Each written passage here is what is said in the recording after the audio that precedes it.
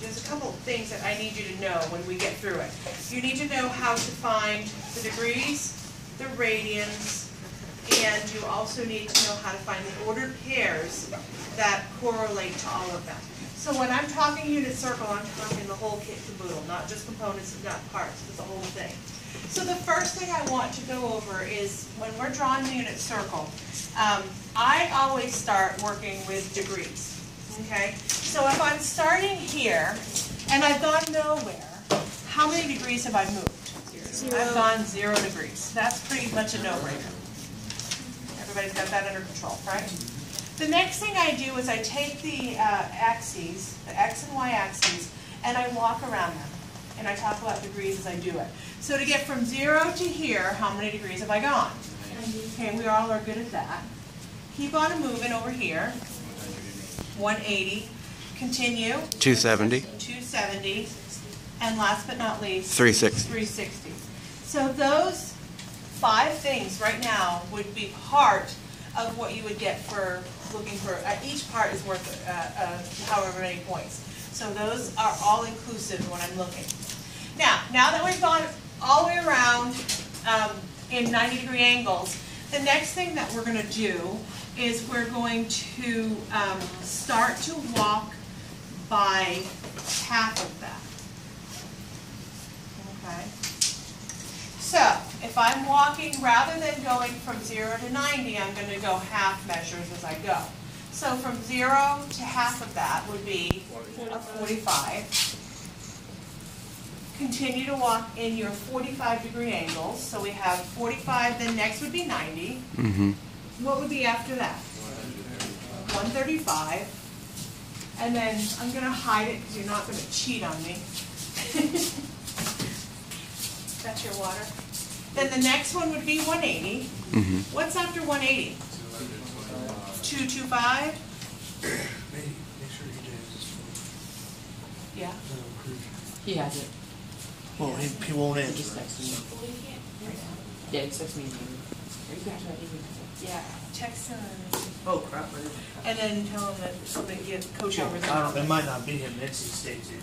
Okay, so continue to move. So we got 270. Okay. Continue to go around. He might not. 315. We should edit that. And then continue, we get 360. Okay, stop the video.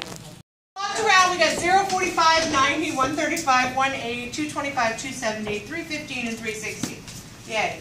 Now, ignoring the half angles, the 45-degree angles, we're going to kind of walk around and walk by 30 degrees. Okay?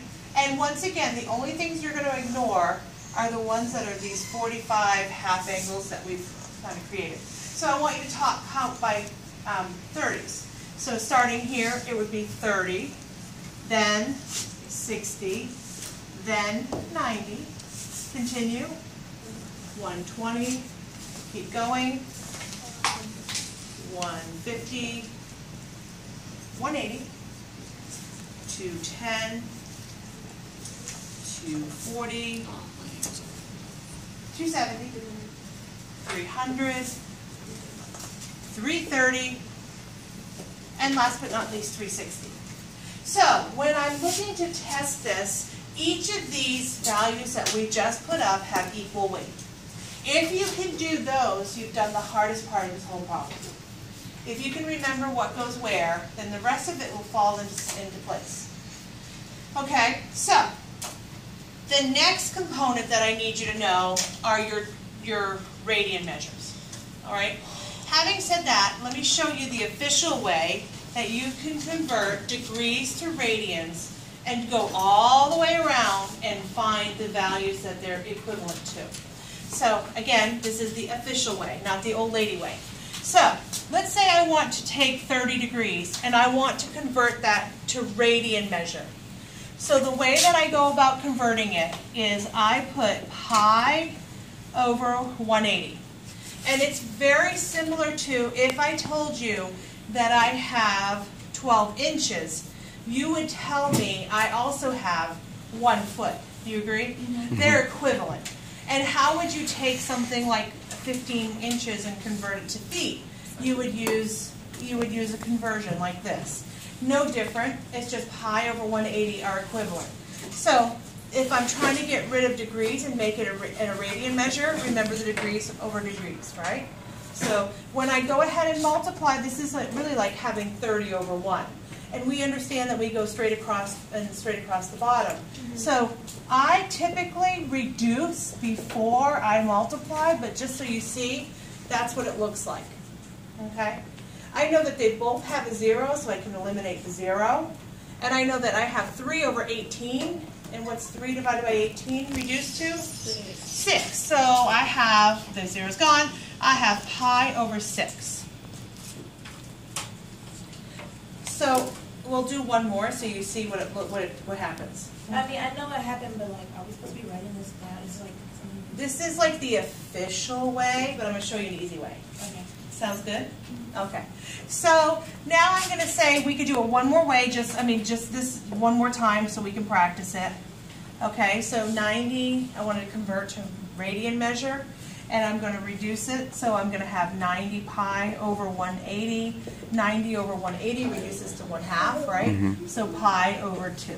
Everybody understand what I'm saying? Okay, so official way, old lady way. So let's do my old lady way. Remember when I started doing the degrees, I started walking in 90-degree angles, right? Does that make sense? And then I went to 45s, and then I went to the others. How many steps did it take for me to get from 0 to 180 in 90-degree steps? 2. It took me 2. So from here, it took 1 out of the 2. So it's actually going to be pi out of 2. 1 out of 2.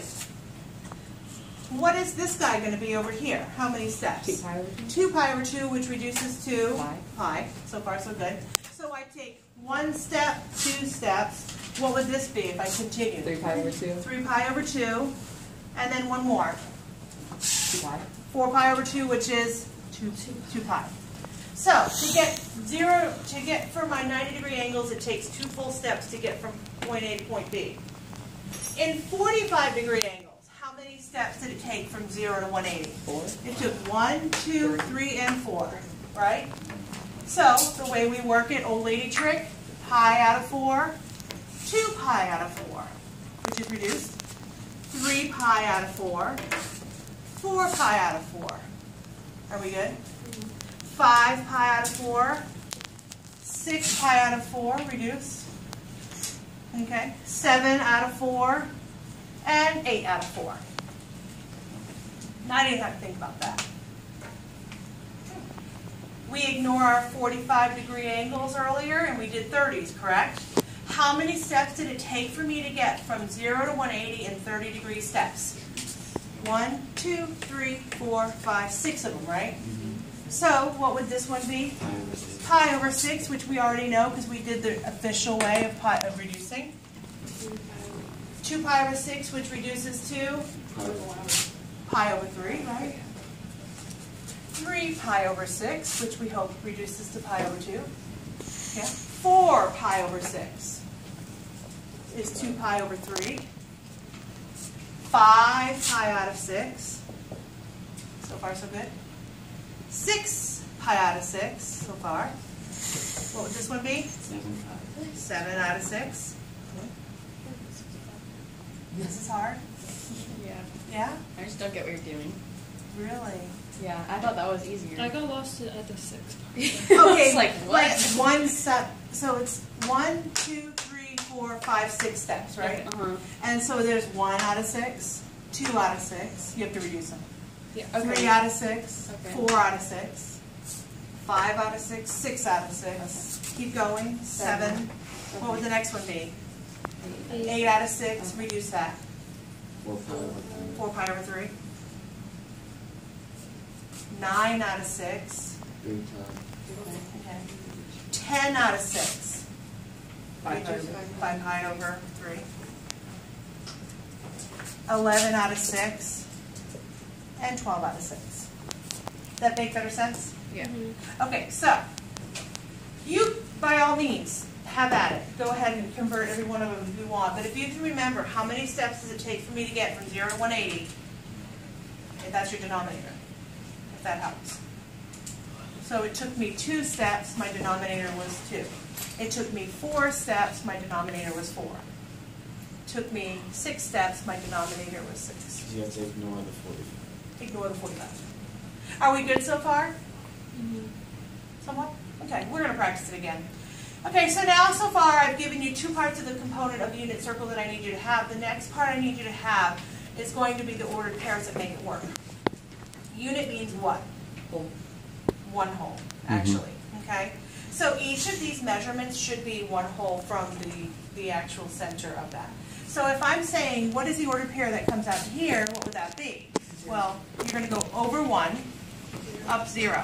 And that right there, it seems to be the one place that people make mistakes, is they forget, where does the 0 go? Does it go first or second?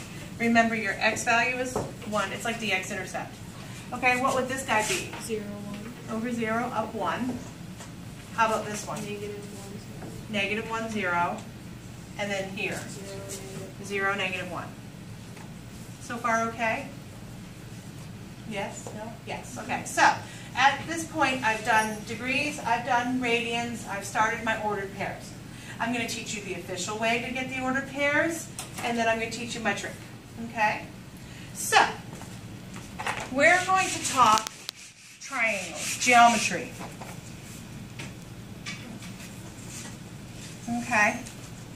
Talk a little bit of geometry. Let's work with the first angle that's given here. For example, this 30-degree angle. If I dropped a line down here, I would actually have a triangle that's a 30-degree triangle reference here. Okay? So does that make sense what I just said? 30. Again, this is the official way. Now, what are the numbers that represent the size of a 30-degree triangle? 30, 60, 90. Okay, so we got 30, 60, 90. Beautiful. Now the sides, not the angles. It's Like 2. square root of pi cubed, 2 pi. Yeah. It's 1, 2, square root of 3. Yep. Does that ring a bell? Long time ago, you would have learned 1, 2, square root of 3. Yes? Yeah. Yes. Now, long time ago also, you would have hopefully learned this little acronym. So, Yeah? Yes? Okay. Remember I said this is my reference angle. In this case, I'm talking 30-degree angles. Okay? So if I'm looking at this guy, I'm saying I want to know, using SOHCAHTOA, I'm going to try to figure out the sine and cosine. And let me explain why. The ordered pairs that make up the unit, the ordered pairs all the way around, we know as x and y when we really graph stuff, right? they're really sine. But they're really actually cosine and sine. How do I remember which one goes first? Well, x comes before y, and c comes before s, right? So cosine is my x value, sine is my y value. Does that sound familiar? Okay, now, what is the cosine? We'll start with cosine because that's my x value. What is the cosine of 30 degrees? Adjacent, the thing that's closest to it, over hypotenuse, the thing that's close, that's opposite of the right angle. And then this right here is going to be what? The opposite, right? Okay. So, what is the cosine of 30 degrees? The square root of 3 over 2. Square root of 3 over 2. Correct. The square root of 3 over 2. What is the sine, opposite over hypotenuse, of 30 degrees? 1 over 2. Does that make sense? Yeah. Okay, so the way you officially find this, That's the ordered pair. that's the ordered pair for 30 degrees. So the ordered pair for 30 degrees is the square root of 3 over 2, 1/2. Are we good? Now, let's do the others just to make sure we're on board and we know what's happening here. Let's say my reference angle is no longer this 30-degree one. I am worried about the 60. Then what do we know about this guy? Well, this is the opposite. This becomes the adjacent because it's opposite, hypotenuse, adjacent. They do switch. So tell me a little bit about the ordered pairs that make up cosine and sine. Remember, cosine, C comes first. Okay, so what is the ordered pair for 60 degrees? Well, what's the cosine? 1/2. 1/2, adjacent over hypotenuse. And what is the sine? Square root of 3/2. Are we good? So the ordered pair here, the other way around, is 1/2 square root of 3/2. Okay, are we good so far? The next triangle that I'm concerned with, I bet you can guess, is not 30 nor 60. It's a what angle? 90. It's a 45-degree angle, right? So let's talk 45. So I'm going to move over here. 45 degrees, right angle, 45 degrees, yes?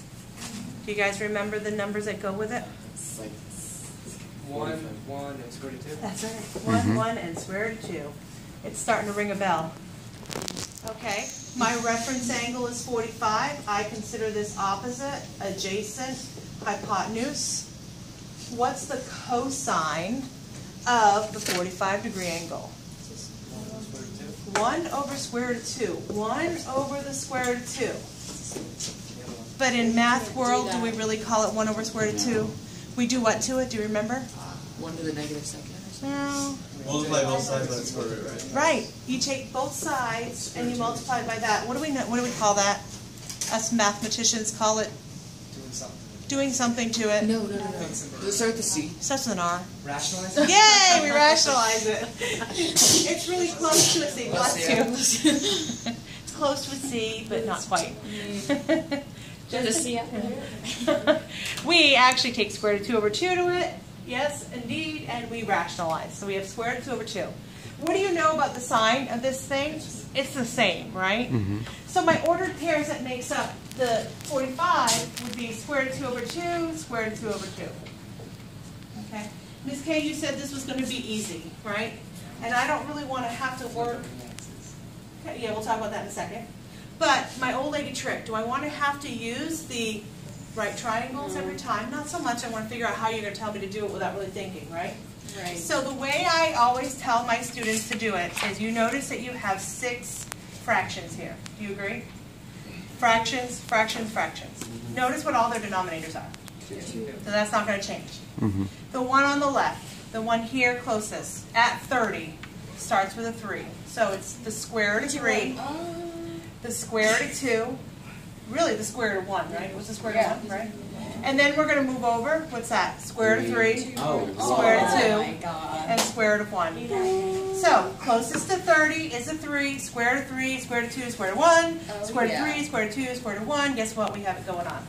If you don't even think about it. Easiness. But now you know how it came, so you know the official way. But now you know how you can just draw it down without thinking Did I about ever it. do a unit circle on the exam? Well, they're going to utilize it. Okay, so you won't have to like show all that to get Not, points. never. That's what I like. But what you're going to do is you're going to like throw it on paper, You already not know. even 2 minutes, and then you're going to go, okay, cool, I got this. And then you can answer questions by it. Okay, so now, are we cool with the degrees, with the radians, and the first quadrant ordered pairs? Yes. Yeah, so square root of 3, square root of 2, square root of 1, et cetera, all over 2. Now, here's how I describe the rest of the world here. I understand, and I think you guys do as well, in the first quadrant, everything that happens is positive, positive. Yeah? How about over here in this quadrant? It's positive. Negative, positive, right? And how about over here? Negative. Negative, negative, so we're all on the same page. And over here, positive, negative. So does everybody understand? Things are going to happen as far as how they change signs, either positive or negative, depending on the quadrant they're located. Okay, so here's where Mama K stuff comes into play. The way that I always do this lesson, I think it kind of works out really well. All right, if you are closest to the x-axis, so the things that are closest to the x-axis are 30, 150, 210, and 330. Would you agree? So, if you hug the x-axis, you share the ordered pair. Okay? If you hug the x-axis, you share the ordered pair. So what does that mean? So is that just going to be negative then? Yeah, so this ordered pair is going to always be this guy here. It's going to be the square root of 3 over 2, 1/2, but what's the only thing that's going to have to change? Which one's negative though? The first guy. Okay, it's a lot of love in math. If you remember, you're hugging the x-axis, so the ordered pair once again here, square root of 3 over 2, 1/2, but what do we know about it? Both negative. And then what's about this guy over here? Positive, negative. Okay, so square root of 3 over 2 down 1/2. Because they all love that axis. Now, And if they have the y-axis. they love the y-axis, then they share a pair. So we're having the y-axis, they're all in love, Oh, this is when it's so fast. right? They're all in love. And so when they're all in love like this, they share their ordered pair, but what's the only thing that has to happen? Their signs change. So we have negative 1/2 square root of 3 over 2, and I really don't know why the fraction bar decided to go on top of that. It was working itself. And then over here, I've got both negatives. And over here, I've got positive, negative.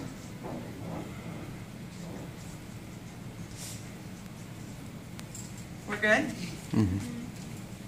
All right. Now, the key to remembering the old lady trick is the 30 degrees starts with a square root of 3. Yes. Yeah, that's the easiest part to remember. If you can get that, you're good to go. And then the last thing, if I'm 45-degree angles, I love all the other 45s. Okay, so all my 45s are in love. Therefore, This is wild. they share their pair. Okay, so negative square root of 2 over 2, square root of 2 over 2. Over here, both negatives, because they're in that third quadrant. And then over here, down. Unit circle is complete. Knowing all that, for example, secant, right? What is the secant of 30 degrees? Well, secant is the reciprocal of cosine, so it's this flipped. So 2 over the square root of 3, you can clean it up if you rationalize it. What would the cosecant of 30 degrees be? Take this fraction and flip it, so it's just 2. That make sense? So you have the knowledge base now to be able to do all 6 trigonometric functions. Okay. What is the tangent? What is the tangent at 90 degrees? Is 1 over 0. 4 over. It doesn't exist. Yeah, that's 0. It doesn't exist, right? Wait. It's 1 over 0. There's no tangent. So what is 1 over 0? Well, that's Undefined. right? Something on a graph that's undefined. No slope or the slope is straight up. The slope is straight up. But something else that's on a graph that doesn't exist on a graph. You guys remember the word? Imaginary number. Yeah, that's a good one. No, I was thinking about that. Have you ever heard of the word asymptote? No. Okay, an asymptote, and that's how you spell it. An asymptote is something you never touch or cross. Okay, so an example of an asymptote you have seen, you may not know that that's what you're talking about. Let's say this is my graph, and it kind of does this and does this. We've seen those in the past. This dotted line is what we call an asymptote. Something that you never touch or cross. That's like the graph of something that's tangent. So tangent actually looks like this. It goes from pi over 2 to negative pi over 2, and I'll explain all that. And it has dotted lines at pi over 2. Does that make sense? Mm-hmm. It's undefined, Mhm. and it does this sort of thing. And then tangent actually repeats itself. So it has another set of asymptotes, and it goes like that. And it continues on and on and on. And next week, through dance, I will show you. Through dance? Through dance. How'd you get something over 0 for? Because remember, tangent is y over x. So 1 over 0. 1 over 0. Yeah, which is undefined. What would it be for 120? The tangent of 120? Yeah. The tangent of 120, oh, that's a really cool one. The tangent of 120 is going to be, if we think about it, the square root of 3 over 2 divided by negative 1/2, right? So times 2. And a lot of people look at it and go, holy cow, that's a big fraction divided by fraction. But because they have the same denominator, I can ignore denominators, completely gone. So what's left? Square root of 3 over negative 1, To negative square root. which is negative square root of 3. Again, another old lady trick. Fraction divided by fraction, if they have the same denominator, ignore denominators. So, quick, fun. What's that fraction? 1/3. Denominators ignore 1/3.